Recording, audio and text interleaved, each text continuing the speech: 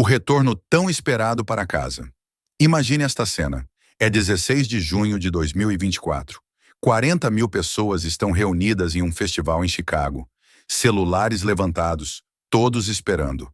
Elas estão prestes a testemunhar algo que não acontecia há 12 anos. Chief Keef, Keith Cozart, sobe ao palco do Summer Smash. Esta é sua primeira apresentação real em Chicago desde 2012. A multidão explode. Mas aqui está o que eles não veem. Eles não veem os fantasmas ao lado dele. King Von morto aos 26 anos. FBG Duck morto aos 26. Lil Jojo assassinado aos 18. Fredo Santana perdido aos 27. O Chicago Drill Music criou superestrelas, mas também enterrou a maioria delas. Esta é a história daquele que escapou, não por sorte, mas pela escolha mais difícil de todas: se afastar de tudo que conhecia. As sombras de Parkway Gardens. Para entender como Keith Cozart se tornou Chief Keef e como Chief Keef se tornou um sobrevivente, você precisa entender Parkway Gardens. A maioria das pessoas conhece o lugar como O Block. A polícia de Chicago o conhece como um dos endereços mais perigosos dos Estados Unidos. Keith nasceu em 15 de setembro de 1995. Seu pai já estava ausente antes mesmo que ele pudesse andar. Sua mãe era jovem demais para criá-lo sozinha, então o deixou com sua avó, Margaret Carter. Ela vivia em um apartamento de 2 quartos na South King Drive, bem no coração do que se tornaria o bairro mais mortal de Chicago. Em 2011, quando Keith completou 16 anos, o South Side registrava uma média de mais de 500 homicídios por ano. Isso não é apenas uma estatística, é o filho de alguém morrendo a cada 17 horas. Somente em O Block, a violência era tão concentrada que entregadores de pizza se recusavam a entrar. Ambulâncias esperavam escolta policial. Keith não estava vendo isso de fora. Ele estava dentro disso. Ele era Black Disciple desde que conseguia se lembrar. Não porque escolheu. Em Chicago, você não escolhe seu quarteirão. Seu quarteirão escolhe você. O Block 600, Front Street, Lemron. Esses não eram apenas bairros, eram exércitos em uma guerra que começou antes mesmo de Keith nascer. Da sala de casa para as ruas. Aqui está o que as pessoas não entendem sobre crescer em O Block. A normalidade se torna relativa. Os amigos de Keith não estavam conseguindo empregos de verão no McDonald's. Eles estavam sendo baleados aos 15 ou 16 anos. Seu amigo Lil Steve estava morto. Blood Money, seu primo, estaria morto em 2014. Essas não eram histórias de rua. Isso era apenas uma terça-feira comum. A parte louca é que Keith tinha um dom. Enquanto seus amigos planejavam assaltos, ele fazia música na sala da casa da avó. No começo não era boa música. Apenas um garoto com um laptop e um microfone tentando documentar o que via pela janela. Ele gravava entre os tiros, literalmente. Dá para ouvir sirenes em algumas de suas primeiras faixas. No fim de 2011, algo estava crescendo. Keith tinha acabado de completar 16 anos, mas as ruas já conheciam seu nome. Não apenas O Block. Todo o South Side estava ouvindo aquele garoto que de alguma forma fazia a violência soar como vitória. Ele transformou o trauma em algo para dançar. Chamou seu som de drill music. Ninguém sabia ainda, mas aquela palavra, drill, estava prestes a mudar tudo. Em dezembro de 2011, foi quando a linha do tempo se dividiu. Keith foi preso por apontar uma arma para policiais. Eles atiraram nele, um garoto de 16 anos, mas erraram. Ele foi colocado em prisão domiciliar com tornozeleira eletrônica e ficou preso no apartamento da avó. A virada de $1 milhão. Para a maioria das pessoas, prisão domiciliar seria uma punição. Para Keith, virou um estúdio de gravação. E o que saiu daquele apartamento remodelaria não apenas Chicago, mas a própria música. A prisão domiciliar deveria ter sido o fim da história de Keith. Uma tornozeleira eletrônica significava que ele não podia sair do apartamento da avó enquanto enfrentava acusações sérias. Em vez disso, tornou-se o começo de Chief Keef. Veja, quando você não pode ir ao estúdio, você leva o estúdio para casa. Keith montou tudo na sala da avó com um microfone USB, um laptop velho e Young Shop, enviando beats por e-mail. Só isso. Essa foi toda essa estrutura que mudou o hip-hop para sempre. Em janeiro de 2012, Keith lança Bang. Não por uma gravadora, ele simplesmente coloca no YouTube. O vídeo mostra ele e seus amigos no apartamento da avó, balançando armas que provavelmente não deveriam ter, especialmente com Keith em prisão domiciliar. Mas a autenticidade era a moeda, e Keith era rico nisso. Depois veio I Don't Like, em março de 2012. O beat de Young Chop bate como uma marreta. É minimalista, agressivo e hipnótico. A entrega de Keith não é rap, é um testemunho. I snitch nigga, that is that shit I don't like. Cada linha era uma declaração de guerra. Cada verso era uma chamada nominal de inimigos. A música explode, não apenas em Chicago, mas em todos os lugares. Em poucas semanas, chega a 3 milhões de visualizações. Estudantes do ensino médio no subúrbio de Minnesota estão cantando O Block 300. Uma guerra digital começa. Mas aqui é onde tudo fica complicado. Keith não estava falando por metáforas. Quando ele dizia 300, isso significava Black Disciples. Quando citava Ops, eram pessoas reais com armas reais que realmente queriam vê-lo morto. A polícia percebeu. Promotores começaram a imprimir letras de música e compará-las com relatórios criminais. I Don't Like não era apenas uma música, era prova. A autenticidade de Keith, exatamente aquilo que o tornou famoso, estava construindo um caso contra ele. Então Kanye West entra na história. Em maio de 2012, um dos maiores artistas do mundo faz um remix de I Don't Like. De repente, Keith Kozart, de O Block, está em uma faixa com Kanye, Pusha T, Jadakiss e Big Sean. O remix chega a Billboard. A Interscope Records aparece com um contrato de 6 milhões de dólares. 6 milhões de dólares. Keith tem 17 anos, ainda está em prisão domiciliar e ainda não pode sair do apartamento da avó sem permissão, mas tem mais dinheiro do que qualquer pessoa em O Block já viu legalmente. A pergunta se torna: dinheiro pode comprar sua saída de uma guerra? A resposta estava prestes a ser escrita com sangue. A última viagem de Joseph Coleman. Para entender o que aconteceu depois, você precisa entender a geografia das gangues de Chicago. Isso não é Crips contra Bloods. É guerra quarteirão por quarteirão, com décadas de história. Black Disciples contra Gangster Disciples. BD contra GD. Em 2012, essa já não era a guerra de gangues do tempo do seu avô. Era digital. Briga no Twitter pela manhã levava a tiros à tarde, e postagens no Instagram viravam listas de alvos. Chief Keef representava os BDs. Especificamente, representava O Block, 600 e Front Street, redutos dos Black Disciples. Sua música não era apenas entretenimento, era propaganda. Cada música reivindicava território. Cada vídeo mostrava domínio. Entra Joseph Coleman. As ruas o conheciam como Lil Jojo, um jovem de 18 anos dos Gangster Disciples, do 7 Brick Squad, na 069. Enquanto Keith tinha milhões da Interscope, Jojo tinha fome. Enquanto Keith estava em prisão domiciliar, Jojo estava nas ruas. Jojo viu Chief Keef explodir e enxergou uma oportunidade. Se Keith podia ficar famoso atacando GDs, por que Jojo não poderia ficar famoso atacando BDs? Então ele criou sua resposta chamada BDK, sigla para Black Disciple Killer. O clipe saiu em setembro de 2012. Jojo e seus amigos apareciam fazendo sinais dos GDs e desafiando diretamente Chief Keef e os BDs. Mas aquilo não era apenas uma diss track. Na cultura do drill de Chicago, Jojo tinha acabado de fazer algo imperdoável. Ele pegou o som e o estilo do próprio Keef e virou aquilo em uma ameaça séria. A explosão nas redes sociais foi imediata. As menções de Chief Keef foram inundadas com o vídeo de Jojo. Membros dos BDs postavam respostas. Membros dos GDs postavam desafios. A seção de comentários virou uma zona de guerra. Endereços foram expostos, nomes reais foram revelados. Um tweet ouvido no mundo inteiro: vamos desacelerar e revisar o dia 4 de setembro de 2012, hora por hora. Porque esse dia não mudou apenas a vida de Chief Keef, mudou a forma como os Estados Unidos viam o drill music. Naquela manhã, Jojo acorda na casa da avó. Ele tem 18 anos, acabou de sentir o sucesso de BDK e se sente invencível. O vídeo está com 2 milhões de visualizações. A credibilidade nas ruas está no nível máximo. Mas em Chicago, Credibilidade e alvo são a mesma palavra. Às 13 horas, Jojo está no Twitter respondendo fãs e retuitando ameaças contra Chief Keef e os BDs.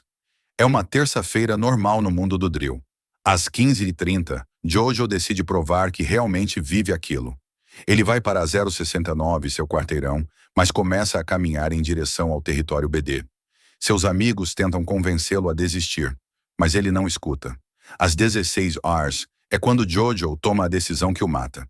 Ele começa a gravar no celular enquanto anda de bicicleta por território BD, chamando especificamente Lil Reese. Ele diz Reese, Lil Reese, repetidas vezes, rindo. O vídeo é tremido, mas dá para ver que ele está sozinho, sem segurança, sem apoio, apenas um jovem de 18 anos com um telefone e comportamento imprudente. Às 16h15, o vídeo sobe no Twitter. Em poucos minutos, se espalha pela rede de gangues de Chicago.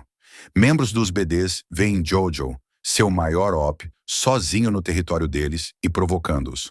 Às 18h13, Jojo tuita sua localização. Ele diz, I'm on 069, I'm out here. Ele acha que ganhou alguma coisa. Provou que não tem medo. Às 19h24, Jojo está andando de bicicleta perto da 69th com Princeton. Um Ford Taurus bege encosta. Às 19h25, vários tiros são disparados. Jojo tenta correr. Ele consegue talvez uns 6 metros. Às 19h30, Joseph Coleman é declarado morto por múltiplos disparos. Sua mãe diria depois que soube que algo estava errado quando ele não voltou para o jantar. Às 20h47, Chief Keef twitta, It's sad cause that nigga Jojo wanted to be just like us, LMAO. Esse tweet, esse maldito tweet. Em 9 palavras, Chief Keef passou de rapper a suspeito. A polícia de Chicago anunciou imediatamente que ele era uma pessoa de interesse. Não pelo disparo, já que sabiam que ele estava em prisão domiciliar, mas por possivelmente ter orquestrado aquilo. A explosão na mídia nacional foi instantânea. CNN, Fox News e NBC estavam todas cobrindo a história. Um rapper adolescente ri do assassinato de um rival.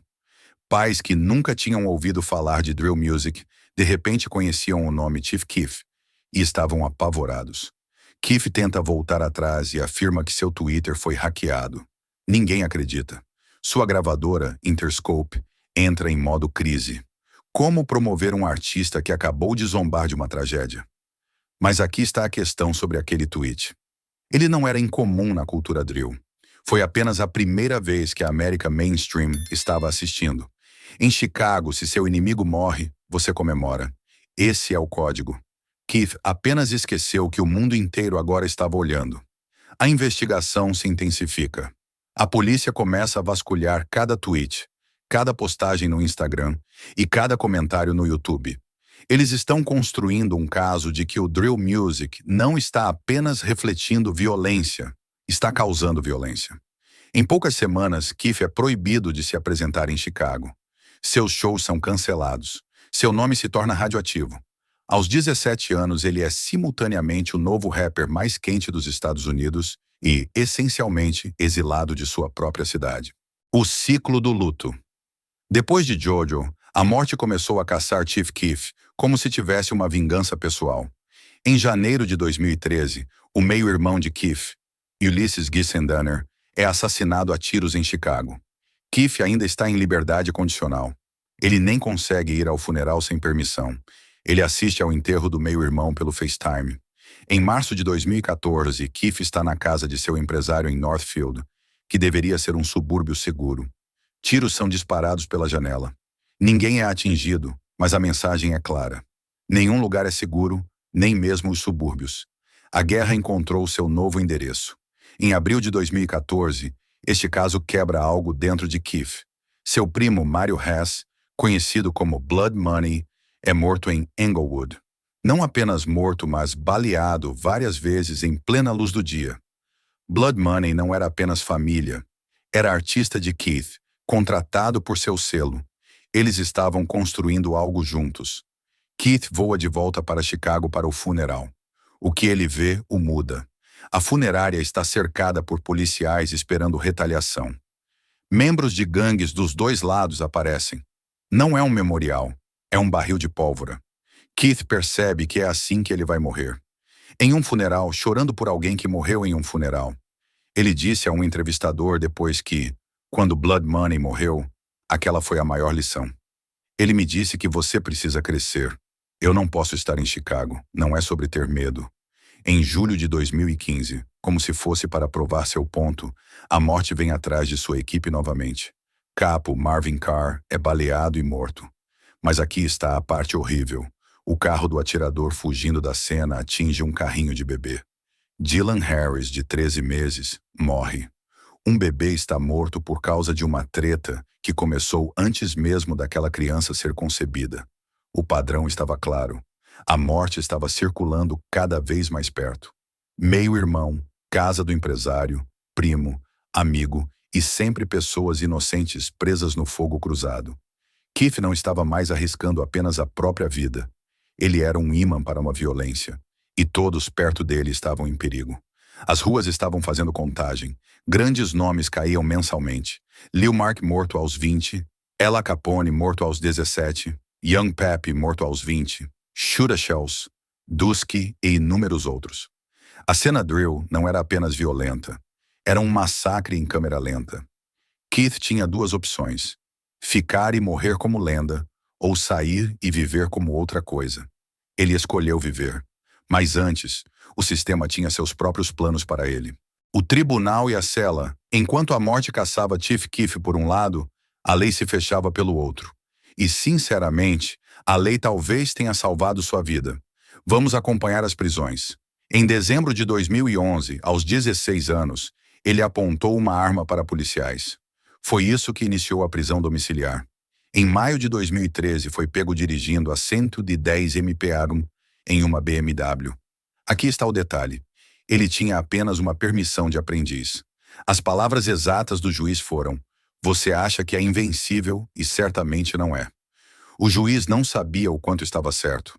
Em outubro de 2013, Keith é preso por posse de maconha em público. Parece algo pequeno, certo? Errado. Ele está em liberdade condicional. Qualquer prisão é uma violação. O tribunal ordena reabilitação. Keith testa positivo para maconha na reabilitação. Outra violação. Mas o prego no caixão foi um documentário da Pitchfork em janeiro de 2014. Keith está em um estande de tiro segurando um rifle, aparentemente intoxicado, e falando sobre seus ops. O vídeo viraliza. Um problema é que ele está em liberdade condicional por acusações envolvendo arma. O vídeo é literalmente uma prova de que ele violou a condicional.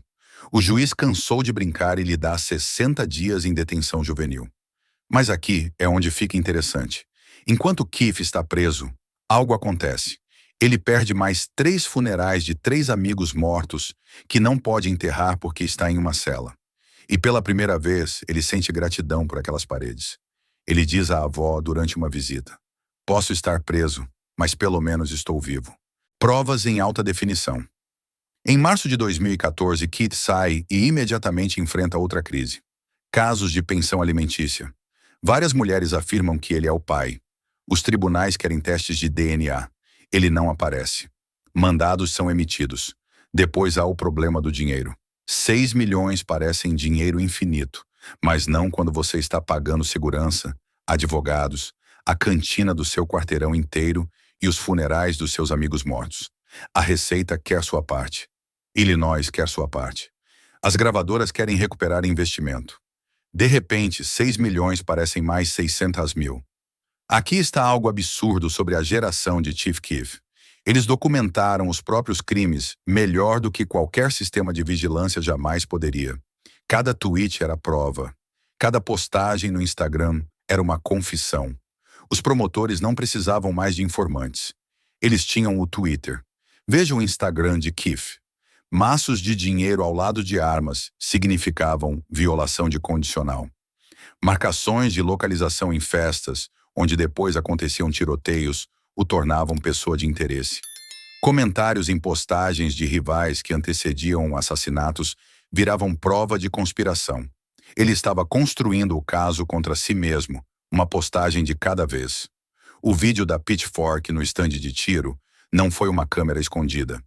Keef os convidou. Ele filmou a si mesmo violando a condicional em alta definição. Quando os promotores passaram o vídeo no tribunal, seu advogado apenas balançou a cabeça. Que defesa existe contra a autodocumentação? Mas Keith não estava sozinho nisso. Toda a cena drill estava se criminalizando em tempo real. Lil Jojo tuitou sua localização antes de morrer. King Von mais tarde rimaria confissões detalhadas de assassinatos. FBG Duck postava suas rotinas diárias. Todos estavam tornando o trabalho dos promotores obsoleto. O FBI começou uma nova unidade apenas para provas em redes sociais. Chamaram de perícia digital. Mas na prática, era apenas tirar prints do Instagram. Esses garotos estavam entregando tudo. Horários, datas, localizações, motivos e armas estavam todos públicos e todos utilizáveis. Aqui está essa ironia que Keith percebeu. As redes sociais o tornaram rico e famoso. I Don't Like viralizou no YouTube. Kanye o encontrou pelo Twitter. A Interscope o contratou por causa de seus seguidores no Instagram. Mas essa mesma pegada digital estava prestes a transformá-lo em criminoso condenado ou cadáver. Os promotores tinham um arquivo sobre Keith composto principalmente por seu próprio conteúdo. Seus vídeos no YouTube mostrando armas e drogas. Seus tweets ameaçando pessoas específicas que depois morreram. Suas lives no Instagram em locais onde crimes ocorreram. Ele não era apenas um suspeito. Ele era sua própria testemunha principal. Em meados de 2014, o advogado de Keith lhe deu um conselho.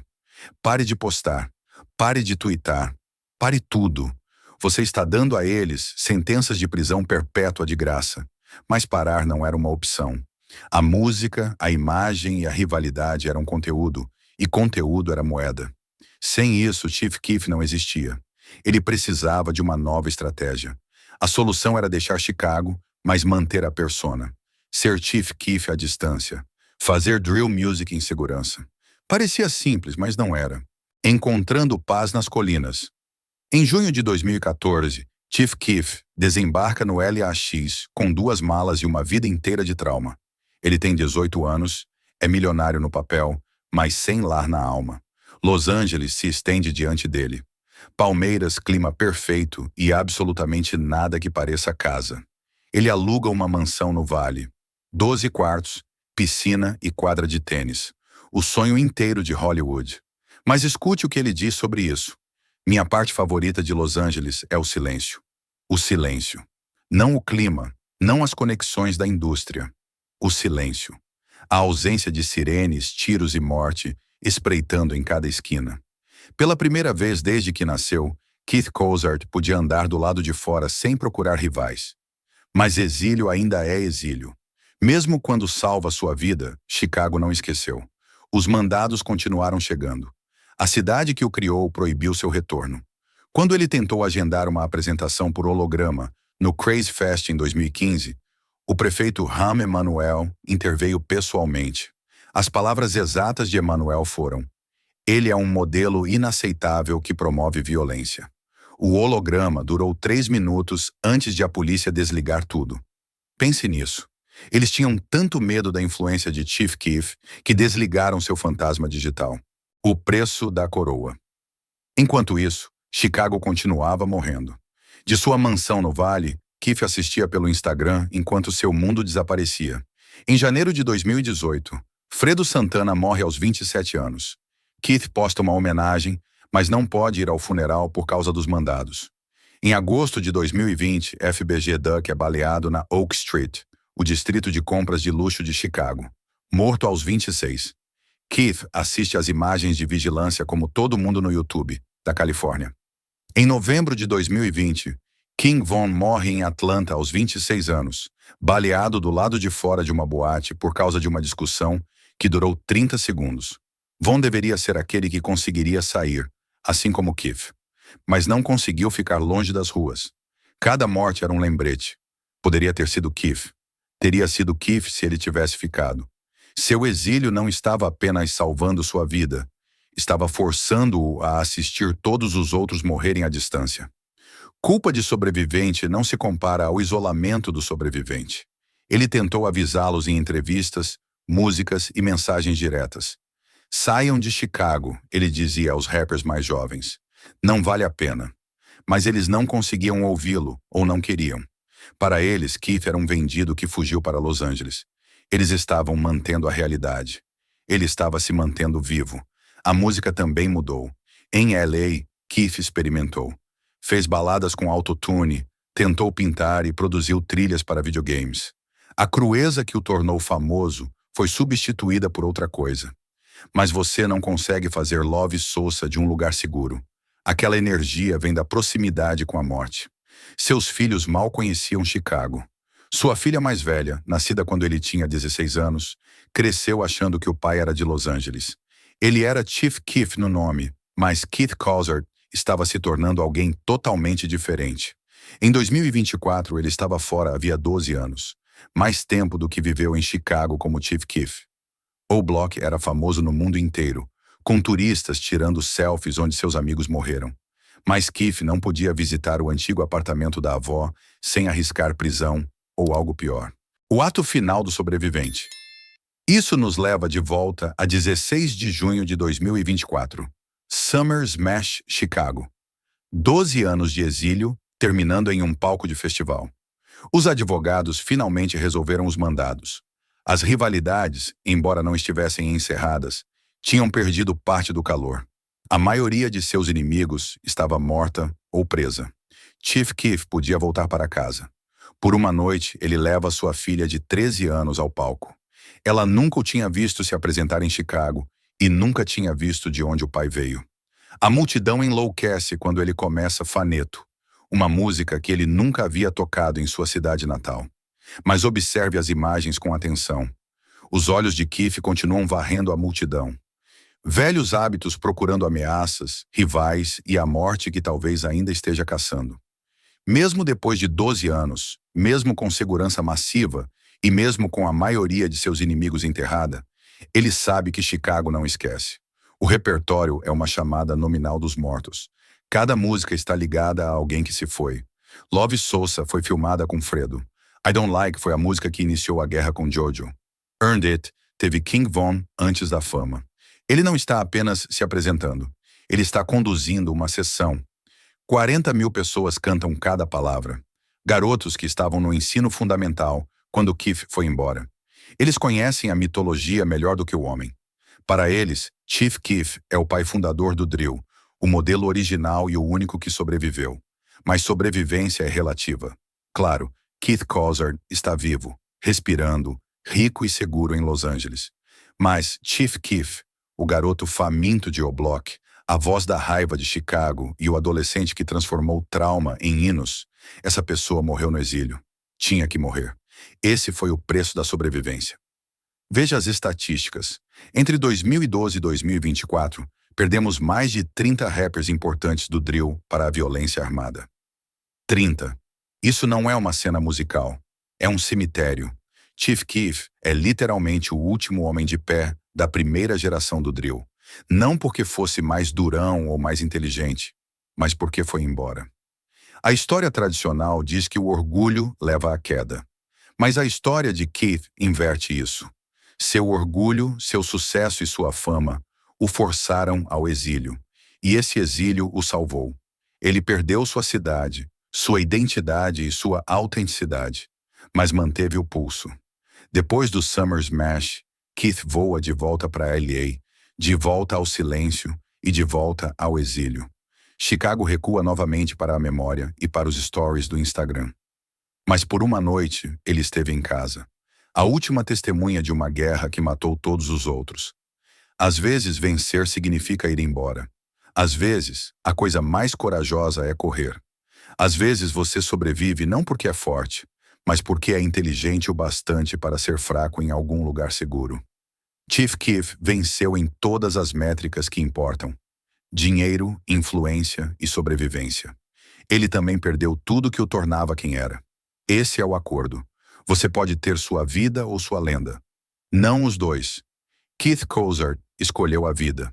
Chief Keef virou um fantasma e 30 rappers mortos trocariam de lugar com esse fantasma em um piscar de olhos se ainda tivessem batimentos para trocar. Se esta história mudou a forma como você enxerga as lendas das ruas e o custo da sobrevivência, não se esqueça de se inscrever e deixar o like no canal. Estamos desenterrando a história que tentaram enterrar e revelando a verdade por trás das manchetes.